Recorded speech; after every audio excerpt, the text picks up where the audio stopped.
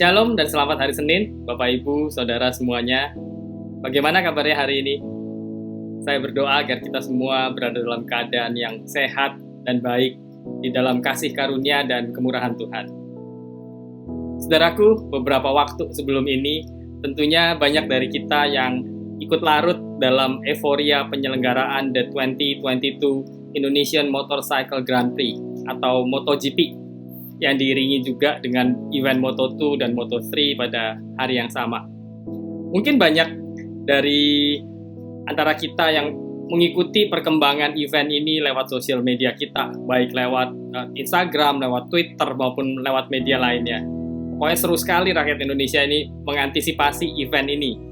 Dan di hari H-nya pada tanggal 20 Maret 2022, saya yakin juga banyak di antara kita yang menonton event ini baik di televisi maupun live streaming dan sebagainya. Cuitan-cuitan di Twitter dan komen-komen di Instagram dengan hashtag Indonesian GP serta hashtag-hashtag lainnya terkait event ini juga sempat menjadi trending topik selama beberapa hari. Dan saya kira euforia ini wajar aja, karena event MotoGP ini terakhir kali diselenggarakan di Indonesia itu di 25 tahun yang lalu, saudara ya, pada tahun 1997, yang pada saat itu digelar di Sentul International Circuit. Namun, pernahkah saudara berpikir atau bertanya-tanya gitu ya, sebuah motor yang digunakan untuk balap motor seperti ini, sebenarnya itu seperti apa sih spesifikasinya? Itu dibangun dari berapa banyak komponen sih? Mungkin pertanyaan ini terdengar seperti sebuah pertanyaan iseng gitu ya. Namun spesifikasi sebuah motor yang digunakan dalam MotoGP ini benar-benar membuat saya penasaran. Coba saudara bayangkan, sebuah motor yang bisa melaju sampai kecepatan maksimal 350 km per jam. Dan harganya konon bisa mencapai 4 juta euro atau mungkin sekitar 64 miliar rupiah. Ternyata kapasitas mesinnya kurang dari 1000 cc. Dan beratnya atau bobot dari motor tersebut kurang dari 160 kg atau sekitar 160 kg. Artinya itu hanya lebih berat sedikit dari motor Matic 150 cc yang banyak berkeliaran di jalan atau yang mungkin biasa kita pakai sehari-hari. Dan meskipun saya belum mendapat jawaban yang exact, ternyata sebuah motor yang digunakan dalam MotoGP itu dibangun dari setidaknya 2000 komponen. Komponen ini bisa berupa komponen eksterior yang besar-besar dan terlihat jelas seperti mesin motornya, rangkanya, tangki bensin mungkin, ada stangnya, ada joknya, ada lampu, ada ban, dan sebagainya. Sampai komponen-komponen terkecil seperti mur dan baut yang mungkin jumlahnya sangat banyak. Meskipun komponen-komponen ini mungkin tidak kita lihat gitu ya, karena memang posisinya tersembunyi dari pandangan mata kita. Menariknya saudara, kalau tadi saudara ingat bahwa bobot motor yang digunakan itu hanya sekitar 160 kg. Artinya apa, saudara? Artinya setiap komponen yang terpasang pada motor ini punya tujuan yang sangat spesifik. Karena perusahaan perakit motor spesial semacam ini tidak akan sembarangan memasang komponen yang nggak ada gunanya. Setiap kabel mungkin, setiap baut, setiap potong komponen yang terpasang selalu punya tujuan yang spesifik. Dan keberadaannya di atas kendaraan itu benar-benar dirancang khusus. Kemenangan atau kekalahan seorang pembalap itu bisa ditentukan dari bagaimana semua komponen tersebut saling bekerja sama secara efektif. Jadi jangan sampai ada satu baut atau satu kabel atau satu busi yang gagal berfungsi selama perjalanan pertandingan. Karena kegagalan sekecil apapun itu bisa merubah secara drastis performa motor-motor hebat tersebut. Nah, mirip dengan analogi motor tadi. Sadarkah kita bahwa tidak ada seorang pun dari kita yang ditempatkan di tengah-tengah jemaat Tuhan ini tanpa tujuan tertentu, saudara? Setiap dari kita, siapapun kita, Tuhan tempatkan kita di tengah-tengah jemaat ini dengan satu tujuan yang spesifik, yang unik untuk saudara. Roma 12 ayat 4, 5 sampai ayat yang ke-6a berbunyi demikian. Ayat 4, sebab sama seperti pada satu tubuh kita mempunyai banyak anggota, tetapi tidak semua anggota itu mempunyai tugas yang sama. Ayat 5, demikian juga kita, walaupun banyak, adalah satu tubuh di dalam Kristus, tetapi kita masing-masing adalah anggota yang seorang terhadap yang lain. Ayat 6a, demikianlah kita mempunyai karunia yang berlain-lainan, menurut kasih karunia yang dianugerahkan kepada kita. Satu tubuh yang memiliki banyak anggota, artinya tubuh kita ini memiliki berbagai bagian dan organ yang berbeda-beda. Tidak semua anggota tubuh kita itu punya tugas yang sama, saudara. Tuhan mendesain kita itu dengan 2 mata, dengan 2 telinga, 1 hidung, 1 mulut, 2 tangan, dan seterusnya. Masing-masing anggota tubuh ini berfungsi untuk menjalankan satu tugas yang spesifik, yang tidak dapat digantikan oleh anggota tubuh lainnya. Misalnya, tidak mungkin kita bisa mengetahui bau dari sebuah objek tanpa adanya sebuah hidung yang berfungsi dengan baik. Bukan hanya bagian tubuh yang terlihat ya saudara ya, ada bagian-bagian tubuh lainnya yang tidak terlihat. Ada berbagai organ tubuh, ada berbagai kelenjar, pembuluh darah, dan sebagainya di dalam tubuh kita yang membuat tubuh kita bisa berfungsi dengan baik sehari-hari. Sama juga di dalam gereja, di dalam jemaat kita. Setiap dari kita, Tuhan tempatkan di tengah-tengah jemaat ini dengan satu tujuan, dengan satu purpose tertentu, dengan satu tugas tertentu yang spesifik buat saudara.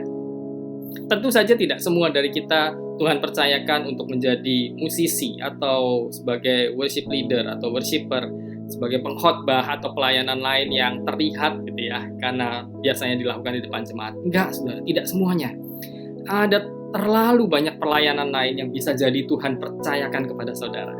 Misalnya sebagai usher, sebagai pemerhati kalau kita memang punya empati gitu ya, bisa menaruh compassion kepada hidup orang lain, bisa jadi pemerhati, atau sebagai pendoa, atau jadi anggota komsel yang terlibat aktif dalam setiap kegiatan komsel untuk menjadi berkat buat anggota komsel lainnya lewat sharing, lewat saling mendoakan, saling menasehati, saling menguatkan, atau pekerjaan atau pelayanan-pelayanan lain, misalnya mengoperasikan Zoom atau aplikasi online meeting lainnya, mempersiapkan video ibadah online, taping, recording, sound mixing, segala macam, dan berbagai macam pelayanan lainnya yang mungkin tidak dapat saya sebutkan satu persatu.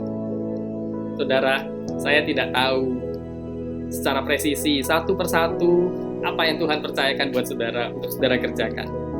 Karena ayat 6a dari Roma 12 tadi juga berkata bahwa kita mempunyai karunia yang berlain-lainan menurut kasih karunia yang dianugerahkan Tuhan kepada kita. Atau mungkin bahkan sebagian dari kita belum sepenuhnya tahu apa yang Tuhan percayakan untuk saudara kerjakan.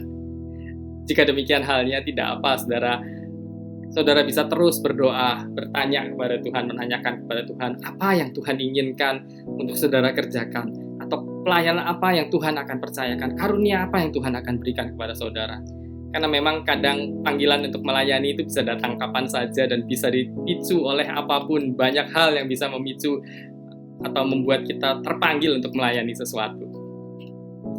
Saya sendiri, saudara, misalnya, saya terpanggil untuk mulai serius mendokumentasikan atau tepatnya memotret ya kegiatan-kegiatan ibadah, khususnya di GBI Kedoya. Pemicunya adalah saat saya diminta membantu mempersiapkan sebuah presentasi yang berisi kompilasi foto kegiatan GBI Kedoya. Long time ago, saudara, mungkin 12-13 tahun lalu, itu pertama kalinya saya mempersiapkan presentasi tersebut gitu. Dan saya sadar bahwa pada saat itu dokumentasi foto GBI Kedoya itu sangat minim gitu ya, sedikit sekali foto-foto kegiatan dari tahun-tahun 2003, 2004, 2005 dan seterusnya gitu. Khususnya ya di awal-awal tahun berdirinya GBI Kedoya. Dan kalaupun ada, mungkin fotonya kadang diambil sembarangan, agak miring. Kalau diambil dari tengah-tengah jemaat ada banyak kepala-kepala, rambut-rambut yang di dalam situ gitu, dan juga tidak disimpan secara proper di satu tempat gitu, sehingga agak sulit dicari atau sulit diakses di kemudian hari. Saya sendiri bukan fotografer profesional, saudara. Saya juga nggak pernah belajar motret secara formal, tapi saya berusaha gitu, tidak berhenti berusaha untuk mencoba banyak hal agar foto yang saya ambil bisa makin lama makin baik dan bisa jadi berkat buat siapapun yang memerlukannya. Itu panggilan saya yang pertama, saudara. Jadi bukan dengan cara yang aneh-aneh gitu, tapi di-trigger oleh sesuatu, dan saya yakin Roh Kudus memanggil saya untuk melakukan itu, sehingga itu terus saya lakukan sampai saat ini ya, kecuali pada saat ibadah online saat ini, di mana memang nggak ada kegiatan onsite. Saudaraku, sadarilah bahwa gereja bukan tempat untuk menonton performance atau penampilan dari pelayan Tuhan. Bukan. Tapi sebaliknya, gereja adalah tempat buat kita semua untuk melayani, untuk ambil bagian di bidang apapun yang Tuhan percayakan untuk kita lakukan. Karena setiap dari kita punya bagian spesifik yang perlu kita kerjakan. Mari saudara, temukan panggilan pelayan kamu saudara, dan jalankan fungsi yang Tuhan percayakan kepadamu dengan sepenuh hati untuk kemuliaan nama. Amin. Mari kita berdoa. Tuhan, Allah Bapa kami yang di surga, kami mengucap syukur karena pada hari Senin ini kami kembali diingatkan Tuhan bahwa setiap dari kami memiliki panggilan, memiliki fungsi, memiliki karunia yang Tuhan percayakan kepada kami masing-masing untuk kami kerjakan, untuk membawa kemuliaan buat nama-Mu, untuk melayani di tengah-tengah jemaat. Kami mengucap syukur Tuhan, kami berdoa biar setiap dari kami dapat menemukan panggilan kami Tuhan, dan terutama dapat mengerjakannya dengan baik untuk kemuliaan nama-Mu Tuhan, mengerjakannya dengan makin hari makin baik, makin indah, menjadi berkat buat orang-orang lain yang ada di sekitar kami. Terima kasih Tuhan, kami mengucap syukur. Kami terus berdoa biar Roh-Mu yang kudus tetap memimpin kami hari ini, di minggu ini, bahkan sampai selama-lamanya. Kami berdoa biar penyertaan-Mu beserta dengan kami, sehingga kami tidak takut berjalan menghadapi hari-hari di depan kami atau apapun yang akan terjadi di depan kami. Terima kasih Tuhan, segala doa kami, segala ucapan syukur kami, permohonan kami alaskan hanya di dalam nama Tuhan Yesus Kristus yang adalah Tuhan dan Juru Selamat kami yang hidup. Haleluya. Amin. Amin. Tuhan Yesus memberkati. Salam sehati.